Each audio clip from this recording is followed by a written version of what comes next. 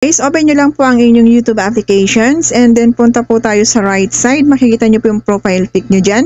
I-click nyo po and i-click nyo din po uli yung arrow and click the plus sign. So, mapupunta po tayo nyan sa Google Sign In. Okay, once pa na nasa Google Sign In na tayo, ayan, i-click nyo po yung, may fill upan po kayo dyan, Google account. So, click nyo po yung create and then ilagay nyo po yung first name and last name. So, bali option na lang po ang last name. And then, after that, click nyo po yung next and lagay nyo din po ang inyong basic information, birthday, month, day, and year, and of course, ang inyong gender. And click nyo po uli yung next button. Click nyo yung next.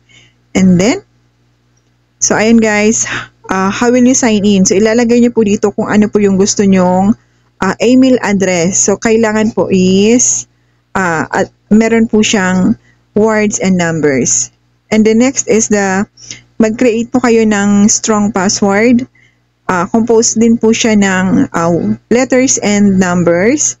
And click nyo po yung next.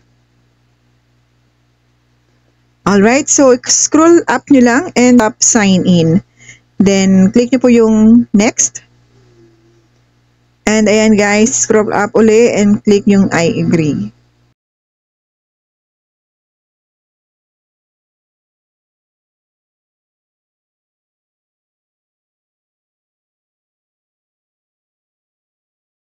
So, paano ba mag-upload ng video? So, nakita nyo po yung plus sign dyan sa home ng inyong YouTube apps. Click nyo po and create a short. Bali, short lang po ilalagay natin para mas mabilis. And then, i-click mo lang po yung red button sa baba and then magre-record na po yan.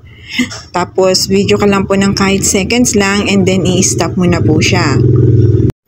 Kung gusto mo naman po na merong background music, i-tap mo lang yung add sound sa taas and then kung wala ka magustuhan dyan, pwede ka po mag-search sa search bar sa taas. Ayan.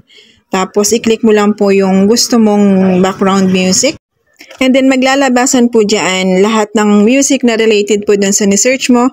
And then, kapag naman nagustuhan ka na, tap mo lang po yung blow arrow. And, ayan, meron ka na pong background music. I-click mo po yung check sa baba. And, pwede mo po siya lagyan ng text message, or pwede mo lakasan yung volume. Then, i-click mo na po yung next. And, ayan guys, add details na po tayo. Lagyan mo po ng title.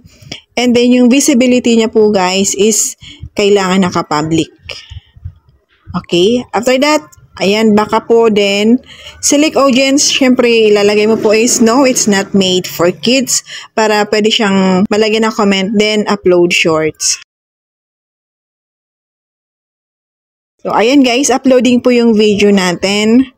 So, later lang po is ma-upload na yan. So, meron na po siyang 60. Ayun, ang bilis niya kasi short lang po yung in-upload natin. So, mabilis lang talaga ang process. Ayan, uploaded to your videos. And next po natin is maglalagay po tayo ng picture. So, kailangan po may picture ang ating second account or Ninja account. So, anything na magustuhan ng picture, pwede mo po siyang ilagay. Then, save as profile pic. And pwede ka rin po mag-change ng name na malapit po dun sa main channel mo. Ayan. So, nilagay ko is Ka Vargas. Ito. Kasi yung main channel ko is Ka Vargas. And then, click mo po yung save. And sa handle name naman, guys, babaguhin mo po siya na malapit dun sa pangalan ng iyong Ninja account. Then, click save. So, dito guys, wala po tayong spacing sa handle name. And then, back, ayan. So, meron na po tayong second account. So, ang kailangan na lang natin is maglalagay po tayo ng isang subscriber kasi wala pa po tayong subscriber.